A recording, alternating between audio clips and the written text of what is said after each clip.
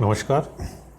Air conditioning load calculation के chapter number 1 के क्रम के अंदर आज हमारा जो चैप्टर है ये solar and transmission gain through glass के ऊपर आज का हमारा लेक्चर होगा।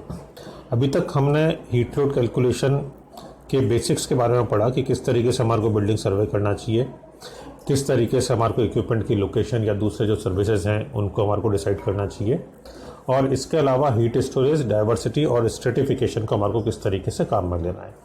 अब आज से हम एक्चुअल जो अलग अलग लोड्स बिल्डिंग के अंदर आ रहे हैं उनकी कैलकुलेशन को किस तरीके से करना है इसको ऊपर चर्चा करना शुरू करेंगे। तो इस क्रम में सबसे जो पहला लोड हम लेंगे वो ग्लास के थ्रू, कांच के द्वारा आने वाला लोड है, और ये दो लोड होते हैं, एक तो सोलर लोड और दूसरा ट्रांसमिशन लोड। तो आगे चल के अभी आप ये समझेंगे कि इन दोनों के अंदर फ़र्क क्या है। ये ग्लास के थ्रू ही रहे हैं, कांच से ही आ रहे हैं, मगर एक सोलर लोड है और दूसरा ट्रांसमिशन लोड है। अब किसी भी आजकल मॉडर्न बिल्डिंग आप देखेंगे तो बिल्डिंग में आप देखेंगे कि फ्रंट फसाड के अंदर, पर्टिकुलरली कमर्शियल जो बिल्डिंग्स होती हैं उनके अंदर कांच का बहुत ज़्यादा इस्तेमाल किया जाता है। तो इसलिए जो कांच के थ्रू जो हीट गेन आ रहा है वो बहुत इंपॉर्टेंट हो जाता है, और ये काफ़ी सिग्निफिकेंट पार्ट भी होता है। बहुत ज़्यादा पार्ट जो है वो हीट लोड का ऐसा होता है जो कि ग्लास के थ्रू बिल्डिंग के अंदर प्रवेश करता है। अब जो सोलर रेडिएशंस आते हैं वो सोलर रेडिएशन ग्लास के सरफेस से आने वाले दो तरीके के सोलर रेडिएशन होता है, एक तो डायरेक्ट और दूसरा डिफ्यूज़।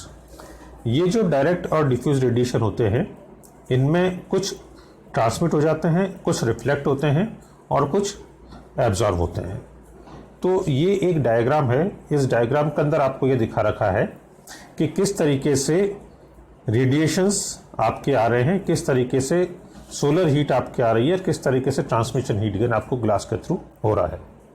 इस डायग्राम में आप देखेंगे कि बिल्डिंग की वॉल के अंदर एक ग्लास लगा हुआ है, और ये जो ग्लास है इस ग्लास का टेम्परेचर है TG टेम्परेचर पे ग्लास है, और इसके ऊपर इंसिडेंट रेडिएशन का मतलब सूरज की किरणें जब सीधे ग्लास के ऊपर पड़ती हैं तो उनको बोलते हैं इंसिडेंट रेडिएशन, और यदि सीधे ग्लास के ऊपर नहीं आ रही है तो उसको बोलते हैं डिफ्यूज रेडिएशन। तो दो तरह के रेडिएशन हमारे हो गए, इंसिडेंट रेडिएशन और डिफ्यूज रेडिएशन। इन दोनों ही तरह के रेडिएशंस जो कि ग्लास के ऊपर आ रहे हैं, इसके अंदर से एक पार्ट जो है वो ग्लास उसको एब्जॉर्ब कर लेता है, दूसरा पार्ट जो है उसको ग्लास डायरेक्टली ट्रांसमिट कर देता है, और तीसरा जो पार्ट है उस तीसरे पार्ट जो है वो उसको ऊपर से रिफ्लेक्ट हो जाता है, वापस से बाहर चला जाता है। तो टोटल जो रेडिएशन है उस टोटल रेडिएशन के तीन भाग हुए, एक तो रिफ्लेक्टेड जो कि वापस से बाहर जा रहा है, दूसरा जो कि ग्लास एब्जॉर्ब कर रहा है, एब्जॉर्ब रेडिएशन, और तीसरा जो है वो ट्रांसमिटेड रेडिएशन जो कि डायरेक्टली रूम के अंदर आ रहा है। जो एब्जॉर्ब रेडिएशन है वो भी बाद के अंदर उसका कुछ पार्ट अंदर आ जाता है रूम के अंदर, और कुछ पार्ट वापस से बाहर की तरफ चला जाता है। तो जो भी एब्जॉर्ब रेडिएशन है वो एब्जॉर्ब रेडिएशन पूरा का पूरा रूम के अंदर नहीं आता है, उसका सिर्फ एक पार्ट रूम के अंदर आता है, और बाकी पार्ट जो है वो बाहर के एटमॉस्फेयर के अंदर रिजेक्ट हो जाता है। तो ये तो बात हुई सोलर रेडिएशन की या solar heat gain through glass की। अब दूसरा जो हीट गेन है वो कहलाता है ट्रांसमिशन हीट गेन।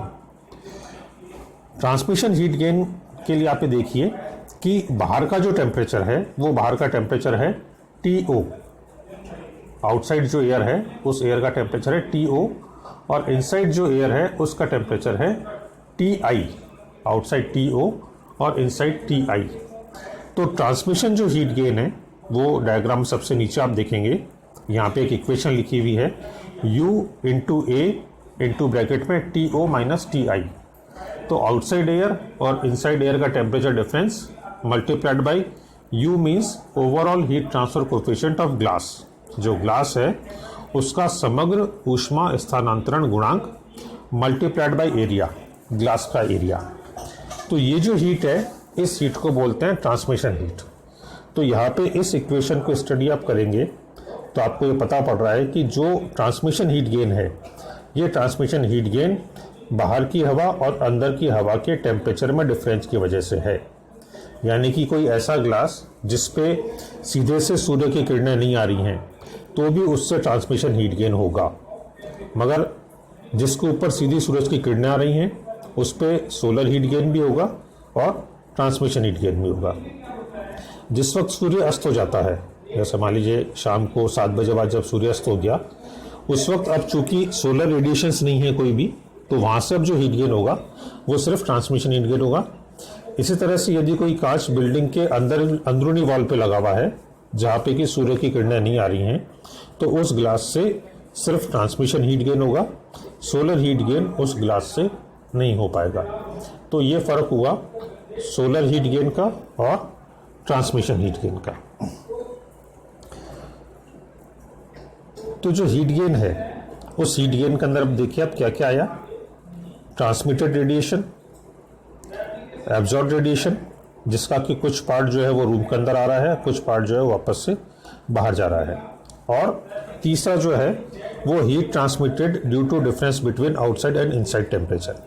तो जो तीसरा भाग है, इस तीसरे भाग को हम बोलते हैं ट्रांसमिशन हीट गेन, और जो पहला और दूसरा भाग है जो कि ट्रांसमिटेड रेडिएशन है और एब्जॉर्ब रेडिएशन का वो पार्ट जो कि रूम के अंदर आ रहा है, इनको बोलते हैं सोलर हीट गेन। तो ये दो अलग अलग चीज़ें हैं, सोलर हीट गेन अलग है और ट्रांसमिशन हीट गेन अलग है ग्लास से होने वाला। जैसा कि मैं पहले आपको बताया था कि डायरेक्ट रेडिएशन किसी स्पेस में ग्लास के थ्रू सिर्फ जब आएगा जबकि वो ग्लास सीधे सूर्य की किरणों को प्राप्त कर रहा हो। डिफ्यूज रेडिएशन जो है वो तब आएगा जबकि ग्लास नॉट फेसिंग द सन, अगर सीधे सूर्य की किरणें नहीं आ रही हैं तो उसके ऊपर डिफ्यूज रेडिएशन आएगा। Absorb radiation raises the temperature of glass, जो रेडिएशन एब्जॉर्ब हो रहा है वो ग्लास के टेम्परेचर को रेज करेगा। जैसा कि पिछले डायग्राम के अंदर आपने देखा था कि Tg जो है वो ग्लास का टेम्परेचर है। तो जब इस ग्लास का टेम्परेचर बढ़ जाएगा तो इसके बाद में ये हीट ट्रांसमिट करेगा, उसका कुछ पार्ट अंदर की तरफ आएगा और कुछ पार्ट इसका बाहर एटमॉस्फेयर के अंदर रिजेक्ट हो जाएगा। ज़्यादातर जो ग्लास होते हैं उन ग्लासेस के अंदर बाहर की तरफ कुछ ना कुछ ओवरहैंग्स, जिसको कि हम सामान्य भाषा में छज्जा बोलते हैं, वो छज्जा वहाँ पर हम देते हैं। ये वर्टिकल भी हो सकता है या हॉरिजॉन्टल भी हो सकता है, वॉल से निकले हुए प्रोजेक्शन से हो सकते हैं। इनके द्वारा हम डायरेक्ट सोलर रेडिएशन को कम करते हैं। तो बाहर जब भी हम छज्जा देते हैं, भले वो वर्टिकल दे रहे हैं या फिर हॉरिजॉन्टल दे रहे हैं, तो इस केस के अंदर हम जो सोलर रेडिएशन हैं, डायरेक्ट सोलर रेडिएशन, उन डायरेक्ट सोलर रेडिएशन को हम कम करते हैं। मगर ये चीज़ हमारे को ध्यान में रखनी है कि जो भी ये शेडिंग है, इस शेडिंग से सिर्फ डायरेक्ट सोलर रेडिएशन कम हो रहे हैं, डिफ्यूज सोलर रेडिएशन इससे कम नहीं हो पाते हैं। दूसरा हम बात करें इस शेडिंग की इफेक्टिवनेस की, तो इफेक्टिव शेडिंग जब होती है जबकि वो स्पेस के बाहर की तरफ लगी हुई हो, ना कि स्पेस के अंदर की तरफ। क्योंकि स्पेस के अंदर की तरफ जब शेडिंग होगी तो जो भी हीट है उस हीट को वो एब्जॉर्ब कर लेगी और वो हीट उसके बाद में फिर कंडीशनड स्पेस के अंदर ही आएगी। मगर आउटसाइड शेडिंग डिवाइस हम जो भी दे रहे हैं वो हीट को रिफ्लेक्ट भी करेगी और हीट को एब्जॉर्ब भी करेगी, और जो एब्जॉर्ब हीट है उसका कुछ पार्ट अभी बाहर की तरफ डिसिपेट करेगी और रिफ्लेक्ट भी करेगी। तो इसलिए जब भी हम शेडिंग दे रहे हों तो शेडिंग हमेशा आउटसाइड शेडिंग देना जो है वो बेनिफिशियल होता है, इनसाइड शेडिंग देना बेनिफिशियल नहीं होता है। अब हम बात करेंगे सिर्फ सोलर हीट गेन की, ट्रांसमिशन को हम बाद में लेंगे, अभी सोलर हीट गेन की बात करेंगे। तो ऐसे कौन से फैक्टर्स हैं जो कि एक साधारण ग्लास, एक ऑर्डिनरी ग्लास से आने वाले सोलर हीट गेन को प्रभावित करते हैं? तो ये 4 फैक्टर्स हैं। Location of the point on the earth surface given by the latitude of the space, यानी कि आपकी जो जगह है वो जगह पृथ्वी पे कहाँ पे स्थित है। जैसा आपने देखा होगा जो जयपुर जो है वो लगभग 29.27 डिग्री नॉर्थ लैटिट्यूड के ऊपर अपना स्थित है। तो आपका लैटिट्यूड क्या है, आपका डायरेक्शन क्या है, उसके ऊपर डिपेंड करेगा कि ग्लास से आने वाला सोलर हीट गेन कितना होगा। दूसरा जो फैक्टर है वो है टाइम ऑफ द डे, दिन का कौन सा समय है। अलग अलग डायरेक्शन के अंदर अलग अलग समय के ऊपर अलग अलग क्वांटिटी के अंदर हीट उस ग्लास से अंदर आती है। तो टाइम ऑफ द डे पे डिपेंड करेगा। जैसे जैसे दिन का समय होता जाएगा, सूरज की इंटेंसिटी बढ़ती जाएगी, तो आपके ग्लास से आने वाला सोलर हीट गेन बढ़ता जाएगा। टाइम ऑफ द ईयर, साल का कौन सा समय है, क्योंकि सूर्य की जो स्थिति है वो साल के हिसाब से आपकी बढ़ती जाती है। जो सर्दियों का मौसम होता है, सर्दियों के मौसम के अंदर थोड़ा लो सन होता है, गर्मियों के मौसम के अंदर हाई सन होता है, ऊपर की तरफ होता है। तो साल का समय कौन सा है, उस समय पर डिपेंड करेगा कि ग्लास के थ्रू आने वाला हीट गेन कितना है।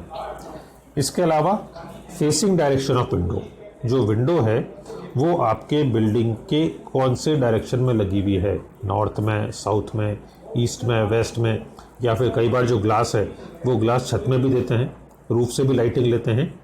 तो रूफ पे लगा हुआ है या चारों डायरेक्शन में कहीं पे लगा हुआ है। तो डायरेक्शन क्या है ग्लास की, ये भी बहुत इंपॉर्टेंट है, जिस पर डिपेंड करेगा कि जो सोलर हीट गेन है वो सोलर हीट गेन ग्लास से कितना हो रहा है। अब एयर कंडीशनिंग लोड कैलकुलेशन करने के लिए कुछ टेबल्स बनाई गई हैं, जिन टेबल्स के अंदर ऑर्डिनरी ग्लास से आने वाले हीट गेन को दिखाया गया है। तो ये यूनिट एरिया ग्लास, मतलब 1 मीटर बाई 1 मीटर के ग्लास से कितने वॉट की हीट अंदर आएगी, ये हीट इन टेबल्स के अंदर दिखाई हुई है। ये जो हीट गेन दिखाई हुई है इन टेबल्स के अंदर, ये डायरेक्ट और डिफ्यूज सोलर रेडिएशन दोनों को सम्मिलित करती हैं, और साथ ही साथ जो ग्लास हीट एब्जॉर्ब कर रहा है उस हीट एब्जॉर्ब का जो पार्ट रूम के अंदर आ रहा है, यानी कि अब 3 तरह की हीट इसके अंदर हो गई, डायरेक्ट रेडिएशन, डिफ्यूज रेडिएशन और रेडिएशन का वो पार्ट जो कि ग्लास एब्जॉर्ब कर रहा है और एब्जॉर्ब करने के बाद में रूम के अंदर ट्रांसमिट कर रहा है। इन तीनों हीट को मिला के इस टेबल के अंदर डाटा प्रोवाइड किया हुआ है। मगर इसके अंदर आउटसाइड और इनसाइड टेम्परेचर डिफरेंस की वजह से जो हीट अंदर आती है वो इसके अंदर सम्मिलित नहीं है, यानी कि ट्रांसमिशन हीट गेन का कोई भी डाटा इन टेबल्स के अंदर सम्मिलित नहीं है। सिर्फ और सिर्फ सोलर हीट गेन जो है वो सोलर हीट गेन ही इसके अंदर सम्मिलित इसके अंदर होगा। कुछ कंडीशंस हैं जिन कंडीशंस के ऊपर ये डाटा बेस्ड है। ये कंडीशंस कौन कौन सी हैं, ये कंडीशन हम देख लेते हैं।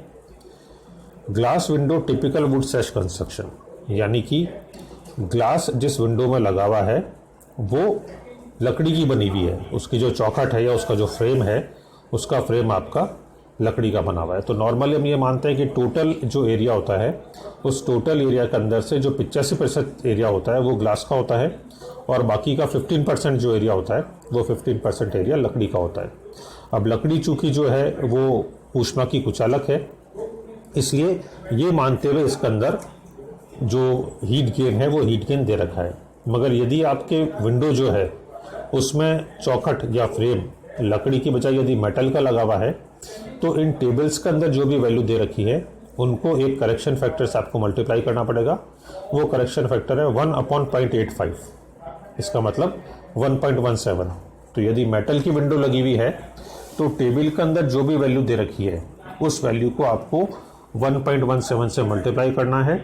दूसरे शब्दों में हम ये कह सकते हैं कि 17% उस हीट गेन को हमारे को टेबल वैल्यू से बढ़ाना है। दूसरी कंडीशन ये है कि एयर के अंदर कोई किसी भी तरह की हेज नहीं है, ज़्यादा उसके अंदर मूवमेंट जो है वो मूवमेंट एयर के अंदर नहीं है। यदि ये होता है, यदि हेजी कंडीशंस होती हैं, तो जो टेबल में वैल्यू है उन टेबल में वैल्यू को आप मैक्सिमम 15% तक कम कर सकते हैं। यानी टेबल में जो भी वैल्यू है, मान लीजिए एक्स वैल्यू है तो 0.5x कम कर सकते हैं, 0.15x कम कर सकते हैं, माफ़ कीजिएगा, यानी कि 85% टेबल वैल्यू को हम उसके अंदर से ले सकते हैं। ये जो वैल्यूज़ दे रखी हैं ये सी लेवल एलिवेशन के ऊपर दे रखी हैं। यदि आपका हायर एल्टीट्यूड है तो हायर एल्टीट्यूड के केस के अंदर मीन सी लेवल से हर 100 मीटर के लिए 0.23% आपको इसके अंदर ऐड करना है।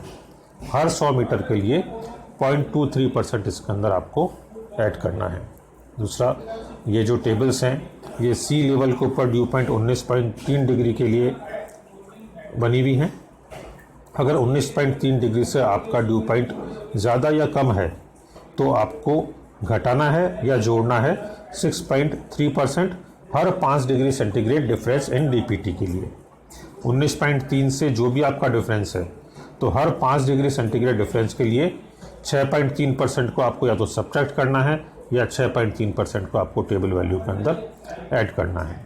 नॉर्थ लैटीट्यूड के लिए ये बनी हुई है। यदि लैटीट्यूड आपका साउथ है तो दिसंबर और जनवरी के लिए आपको 7% जो है वो टेबल वैल्यू के अंदर इसके अंदर ऐड करना है।